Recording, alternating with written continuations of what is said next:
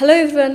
ఈ మధ్య కాలంలో చాలామంది హెల్దీ లైఫ్ స్టైల్ లీడ్ చేయాలి అనుకుంటున్నారు, బట్ ప్రాపర్గా ఎటువంటి హెల్దీ లైఫ్ స్టైల్ లీడ్ చేయాలి అనేది తెలీదు. సో ఈ పాడ్కాస్ట్ చూస్తే మీకు ఫుల్ ఆన్ క్లారిటీ వస్తుంది. అండ్ ఎస్పెషలీ క్రోనిక్ కండిషన్స్, అందులోనూ డయాబెటిక్ పేషెంట్స్ ఎక్కువ ఉన్నారు. అండ్ డయాబెటీస్ ఎలా డీల్ చేయాలి, జూనియర్ డయాబెటీస్ ఎలా డీల్ చేయాలి, ప్రెగ్నెన్సీలో మనం డయాబెటీస్ వస్తే ఎటువంటి ప్రికాషన్స్ మనం తీసుకోవాలి, అండ్ ఇలా బోల్డ్ అండ్ హెల్త్కి సంబంధించిన డిస్కషన్స్ జరుగుతుంది ఇవాళ ఈ పాడ్కాస్ట్లో. So we have an amazing doctor అనమాట, డాక్టర్ సాగరి ఆనంద గారు.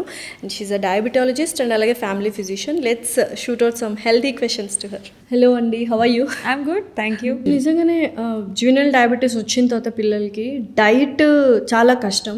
ఎలా రెస్ట్రిక్ట్ చేయాలి ఏంటి అంటే, సో షుగర్స్ అసలు మనము అవాయిడ్ చేయలేనిది ఈ పిల్లల్లో షుగర్స్. ఈవెన్ మనం కూడా అప్పుడప్పుడు we'll have a sweet tooth.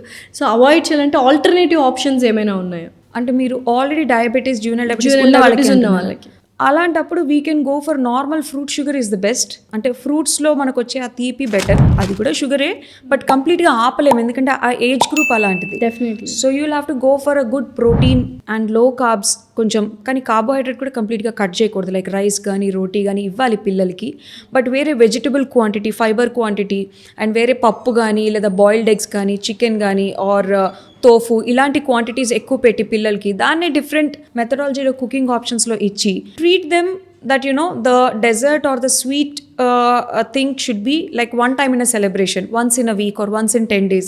Obviously అంత చిన్న పిల్లలకి నువ్వు డైలీ వెళ్ళి జిమ్ చేయి, నువ్వు 1 hour ఎక్సర్సైజ్ చేయాలి, 10,000 steps నడవాలి అంటే it doesn't get to them. Correct. Rather encourage them that you be playful or enroll them in a sports activity which is indirectly for them they are playing, but in our view they are actually exercising. So manage చేస్తూనే ఉండాలా life long?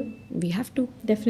Definitely. If they're diagnosed to be type 1 అంటే పుట్టుకతో diabetes వచ్చిన వాళ్ళకి literally insulin supply అనేది బాడీలో 0. So for them to survive they need to eat food, and ఆ food షుగర్గా ఎక్కువగా హానికరంగా అవ్వకుండా ఉండడం కోసం they have to take insulin. Okay, thank you so much. My pleasure. Thanks.